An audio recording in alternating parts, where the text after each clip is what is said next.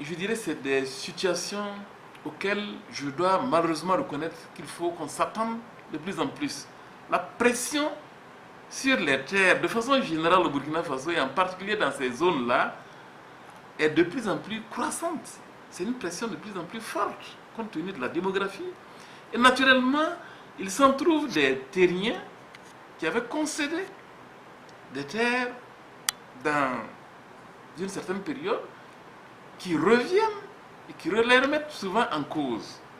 Donc, dans ce genre de cas, avec des discussions, en faisant appel, n'est-ce pas, au protocole et au PV donc, de négociation de l'époque, on arrive souvent à raisonner souvent certaines personnes, mais ce n'est pas toujours facile.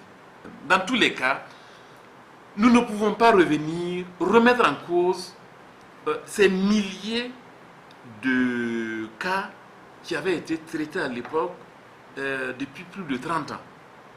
Je pense qu'il faut qu'on en fasse, je dirais, table rase et que les gens admettent ce qu'on avait admis il y a 30 ans, on ne peut plus revenir là-dessus et que vraiment on puisse trouver d'autres formules pour vraiment se prendre en charge et s'épauler. D'abord, je le répète, actuellement, Bagrépol n'a pas attribué une seule superficie de terre pour l'instant. Aménagée, nouvellement aménagée. C'est des anciens aménagements qui sont actuellement gérés. Je vais vous donner les chiffres exacts. Actuellement, en exploitation, nous avons exactement 3380 hectares en exploitation. 3380. Et sur les 3380 hectares en exploitation,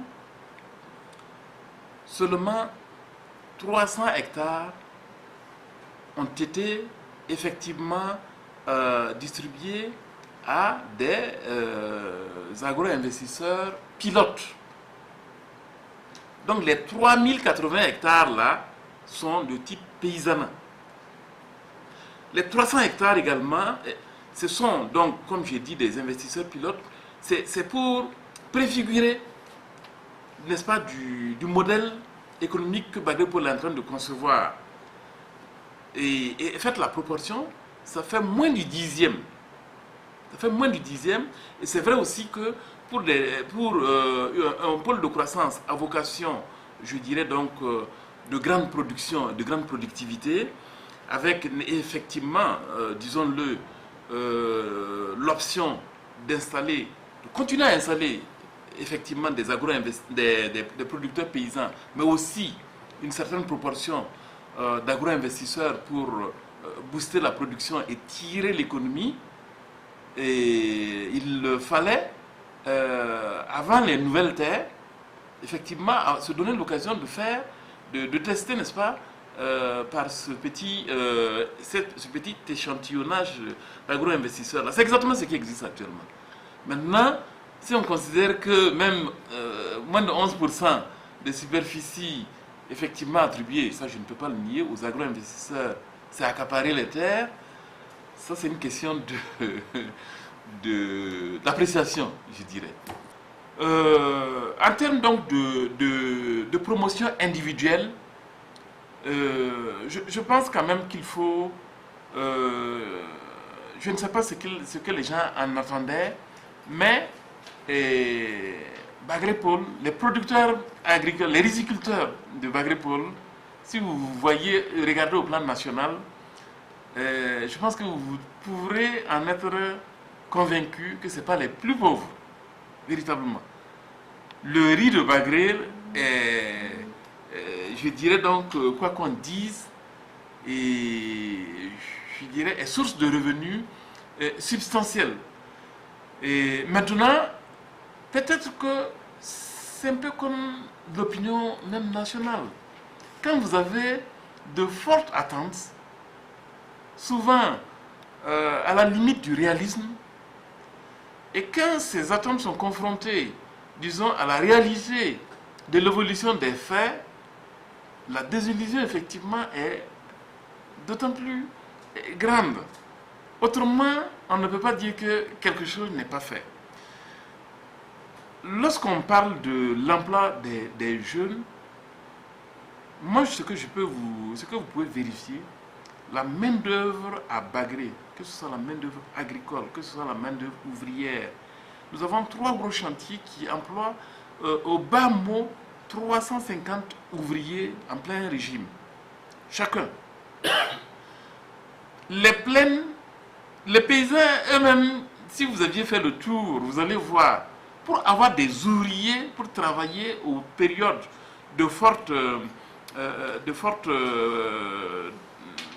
je dirais, de fort besoin de main-d'œuvre, vous en trouvez très rarement.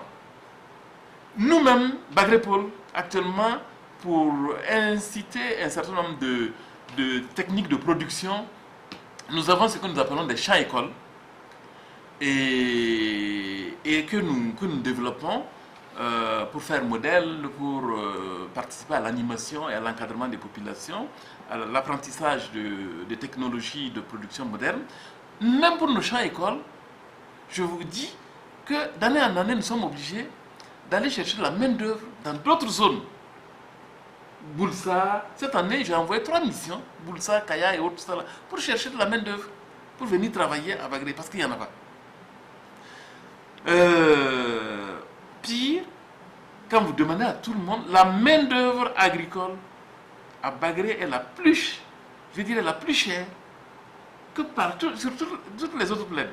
Vous pouvez vous enseigner, et ça, je vous en donne ma parole. À cause du manque. Maintenant, nous ne pouvons pas, je ne peux pas dire qu'au-delà de ça, des jeunes ne partent pas, je dirais, dans les sites aurifères. Ce qu'on aurait dit aussi, ce qu'on aurait pu dire aussi et reconnaître, c'est même l'immigration. C'est une zone à forte immigration, même traditionnelle. Ceux qui sont en Italie, vous savez qu'ils sont principalement de la zone, en Guinée-Bissau, en Libye, etc. C'est une zone à forte immigration. Ça, c'est même avant Bagré. Ça, honnêtement, je ne peux pas nier qu'il y a des immigrations, mais dire qu'il y a des jeunes sans emploi à Bagré, je trouve que c'est un peu fort. En tout cas, beaucoup moins qu'ailleurs, véritablement. Parce que même nos entreprises qui travaillent sur nos chantiers sont obligées de faire venir des ouvriers d'ailleurs. Les paysans ne peuvent pas faire la part entre Mauve et puis Bagré. Nous sommes d'accord avec vous et c'est pourquoi nous saluons l'approche que vous avez faite. Parce qu'au moins, en écoutant des deux côtés, on va situer le contexte. Parce que tout est une question de contextualisation. Nous ne discutons pas ou nous ne disons pas qu'il n'y a pas de problème de terre à Bagré. Nous ne l'avons jamais dit. Nous avons fait tous les 16 villages, dans chaque ville. Et nous avons discuté avec eux. Le constat est là. La terre, les 3000 hectares sont là, on ne peut pas les étirer. Mais la vérité est là, depuis 30 ans, il y a eu des générations. Qu'est-ce qu'on fait? Si vous ne pouvez pas étirer la terre, et est-ce qu'il faut aller le prendre chez quelqu'un d'autre aménager pour vous? Là-bas aussi, c'est des populations. Si vous partez à Bitou, vous aménagez pour vous dire à des gens de Bagré de venir s'installer, que feront la population de Bitou? Donc ce qui nous reste, c'est de travailler à l'intensification. Qu'est-ce que ça veut dire? Ça veut dire que sur l'hectare, actuellement la pratique c'est 2 campagnes par an. Nous sommes arrivés en 2013, très rapidement, en regardant cette situation, à expérimenter la 3e campagne. Elle est faisable, nous l'avons fait sur 2 campagnes, en prenant la spéculation la plus longue, le riz. Alors que si vous intercalez production risicole avec horticulture et autres, vous pouvez faire les 4 campagnes facilement.